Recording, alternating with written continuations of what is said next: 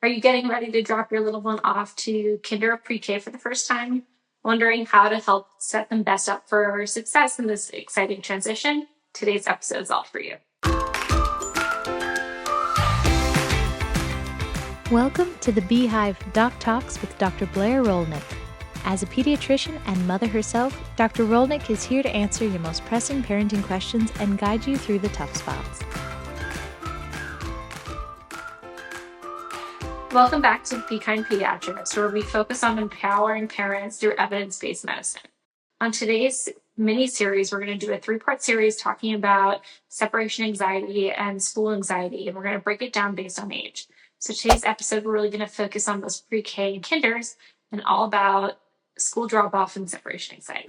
So we've all been there as parents. It's 8:15 to 9 a.m. You're getting ready to drop off your little one for the first time at pre-K and kindergarten. You're feeling anxious. They're feeling anxious. You're not sure how it's going to go. So today we're going to talk about what's normal for this age group. When should you be concerned about maybe getting some additional support or assistance, and strategies for parents to think about how to help your child with this really exciting but important transition to school. So first of all, for these pre-K and kinder, separation anxiety is completely developmentally normal. There's a couple things going on with your child's brain at this age that sets them up for separation anxiety.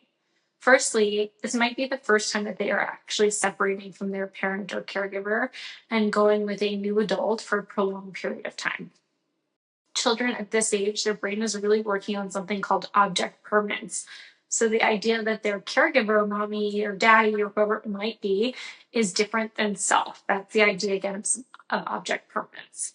Separating from their caregiver triggers a normal separation response or anxiety response in the child. So how do we help them with that? And when is it time to be worried that maybe there's something more going on? So short-term crying or protesting, especially a drop-off at that transition, really shows that that child has a healthy and secure attachment to their parent or caregiver, that they know that that is a safe person, a safe place for them. And most children over time will learn that their parent or caregiver is coming back. So how do we best help them learn that skill? There's a couple tools here that can help parents with that. So let's dive right in. Helping children with separation or preparing them to separate for the first time in the pre-K or kinder age really can start even before that first day.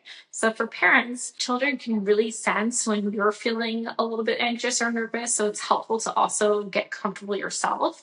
So before the first day, if you can meet the teacher, see the classroom, familiarize yourself with what that first day routine is going to look like, that will help you feel prepared and confident. And then you can project that confidence on the first day to your child themselves. You can also, for the weeks or months leading up to their starting of kinder or pre-K, practice short separation. So either short play dates with a grandparent or another trusted adult where you're leaving briefly and coming back.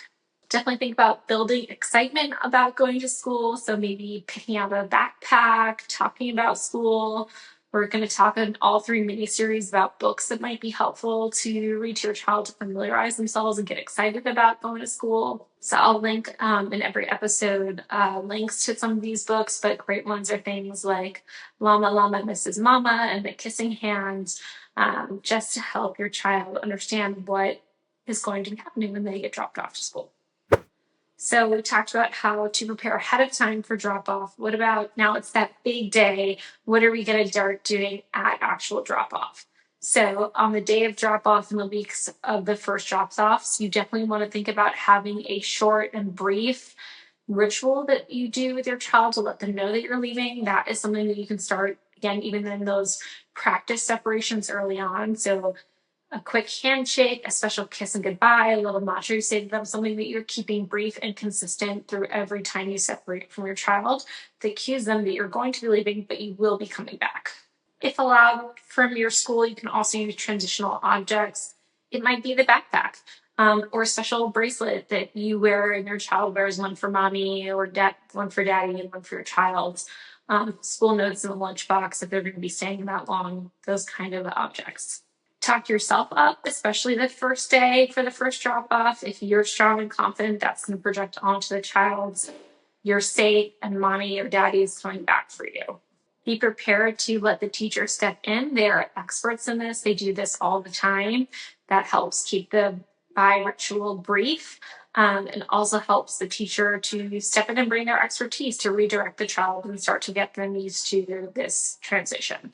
So we talked about now how to prepare before drop-off, what to do at drop-off, what can you do after drop-off that also helps reinforce that this is a normal transition and helps your child build confidence and feel safe in this new environment.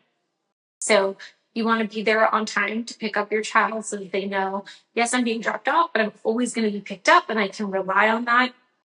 You want to have open, honest conversations with the child. What did you do today? What was fun today? What was your favorite part of school today? And then also just praise them. Try to praise their bravery, not perfection. So I'm really proud that you did that. I know it was hard, but you went to school anyway. Those kinds of conversations are super helpful after school. So we talked about all things parents can do to help with this transition, but I'd also encourage parents to remember that teachers play a huge role in this process, especially the pre-K and kinder teachers. They are have dealt with this many times. So if you're concerned that maybe you need more support or something more is going on, they're going to be your first resource for sure. Let them play their part. They are often going to be able to grab your child, help redirect them, and reassure them that you're coming back. So now we kind of talked about why this is going on, how to help set them up for success. But when should you worry that maybe you need to get some more support or it's going on more than what you would think is quote normal? So what is definitely normal is that separation anxiety is definitely normal for this age. It is normal for a child to seek reassurance from their parents prior to drop off. When will you be coming back? Are you coming back? It isn't very normal for them to be typically upset for 10 to 20 minutes and then take that amount of time to get redirected into play and to start enjoying the activity that they're doing. When is it a sign that maybe it would be beneficial to seek some additional support? And what does that additional support look like? So the first thing I usually think about is duration and severity. So if this drop-off or separation anxiety is really going on for more than 4 weeks, it doesn't mean that it's necessarily abnormal, just that it might be beneficial to get some additional support in that situation, or if it's going on for a prolonged period of time. So it's really taking your child all day to calm down from being upset and to get redirected or to join in the activities. Definitely if the worry seems excessive to you, so if your child is really worried that something bad is going to happen to them or happen to you when they separate, if it's interfering with their daily enjoyment or their normal development, so they're having a hard time with play dates or they're having a hard time enjoying school after 4 weeks, if you're getting a lot of physical complaints, you don't seem to find any organic illness like headaches or tummy aches. And again, if it's been going on every day for more than 4 weeks, or it's taking the majority of the day for your child to be redirected, that is feedback I would definitely seek from your teachers and reach out to your teachers as a first support or school from where to go from there. So where does additional support come from and what does that look like?